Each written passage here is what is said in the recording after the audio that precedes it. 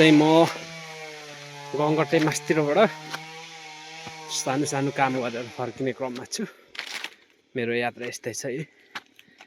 यहाँ जङ्गल देख्नुहुन्छ, यहाँ बाइकहरू गाडीहरू रोटै छैन भनेर बुझिन्छ। मान्छे हिँड्नलाई पनि एकदम गाह्रो छ। सबैजनाले देख्न सक्नुहुन्छ, चुलाचुली देख्नुहुन्छ। पारी जुम गर्छु। यो डाँडा चाहिँ लामा डाँडा भनेर चिनिन्थ्यो पहिला। अहिले रात परिसकेर भिडियो चाहिँ एकदम कालो आइरहेछ। चुलाचुलीको बाटो यस्तै छ है गाइजहरू, हेर्न सक्नुहुन्छ। यहाँ भिरै भिर छ, भिरको उपर हेर्नुपर्छ। सानो सानो बाटो छ। आज चाहिँ म एकदम थाकेको अवस्था। जङ्गल मात्र देखिन्छ, यो जङ्गलै जङ्गल। यहाँबाट गाडी रोडमा निस्किनु करिब 10 मिनट लाग्छ। अब एकदम उकालो छ बाटो चाहिँ। त्यो हाम्रो मिनी ब्लग सन्जोग लाउती हुनुहुन्छ, उहाँको युट्युब च्यानलको लागि मैले भिडियो गरेको छु र सानो सन्जोग लाउती ब्लगलाई सबैजनाले यो भिडियो स्किप नगरिकन हेरिदिनुको लागि म तपाईहरुलाई अनुरोध पनि गर्दछु। गाउँघरको जिन्दगी यस्तै छ है गाइसहरू, देख्न सक्नुहुन्छ। जङ्गल, बाँसको बोटहरू छन्। यो खाली ठाउँ, खाली भाग देखिएको चाहिँ सालमा एकचोटि दाल छरेर, यो चाहिँ साँझको बोट हेर्न सक्नुहुन्छ गाइजहरू। एकदम उकालो छ बाटो चाहिँ।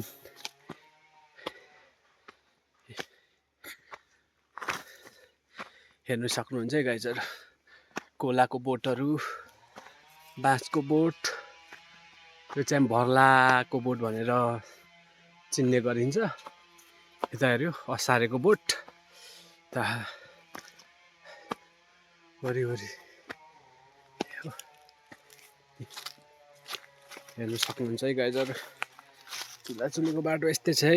यो माथि देखिएको चाहिँ, यो हल्का घर जस्तो देखिएको चाहिँ इलामे गेट भनेर चिनिन्छ। हेर्न सक्नुहुन्छ है गाइजहरू, बाटो त यस्तै छ। यो भजेत्रोको पत्ताहरू एकदम हरियाली र भजेत्रोको बोटहरू चाहिँ एकदम धेरै नै पाइन्छ। यो मिनी बास भनिन्छ यसलाई।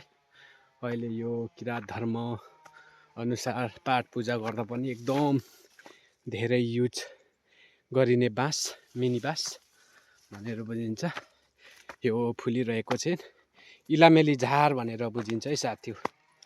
यो सन्जोग लावती ब्लगमा थोरै आज गाउँघरको स्टाइलमा भिडियो गरिएको छ। यो भिडियोलाई चाहिँ सबैजनाले पुरा हेरिदिनुको लागि म तपाईलाई अनुरोध गर्दछु। अहिलेको अवस्था घाम हेर्नुहुन्छ, घाम एकदम डुबिनु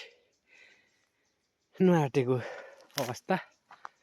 अनि यो वरिपरि बाटो चाहिँ एकदम ठाडो उकालो छ गाइजहरू। सबैजनाले हेरिदिनु होला। फेरि अर्को भिडियोमा पनि यस्तै भिडियोहरू, गाउँघर डुलेको भिडियोहरू आउनेछ। यो सन्जोग लावती ब्लगमा तपाईहरुले स्किप नगरिकन भिडियो चाहिँ पुरा हेरिदिनुको लागि अनुरोध गर्दै अब म रोडमा निस्किनु आँटेछु।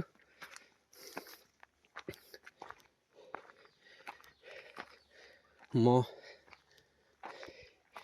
यता यो बाटो आएको हो। म एकदम गाह्रो छ, कालो मान्छे पनि त्यति हिँडुल कसै पनि गर्नुहुन्न। हाम्रो नेपालभरिमै सबैभन्दा चल्ने यो पहेँली दाल भन्छन्। यहाँ हाम्रो बर्खामा चाहिँ एकदम सबैले दालको खेती नै खेती हुन्छ। यहाँ डाँडाकाँडामा यो नाङ्गो भएको जग्गामा सबैले दाल छरेर अहिले चिल्लो भएको अवस्था छ। अब के गाह्रै छ। यो भिडियो राम्रो भए पनि नराम्रो भए पनि तपाईहरुलाई राम्रो भए पनि नराम्रो भए पनि राम्रै मानेर यो भिडियो पुरा हेरिदिनु होला। फेरि यस्तै भिडियोहरू आउनेछन्। गाउँघरको भिडियो यस्तै नै छन्। हरियाली अनि स्वर्ग जस्तो त आउन सक्दैनन्। यस्तै अब म पुग्नु आँटेछु। अब एउटा घर छन्, देख्न सक्नुहुन्छ। एक दुईवटा बस्ती रहेछ र मैले यहाँ चारो पकाउने क्रममा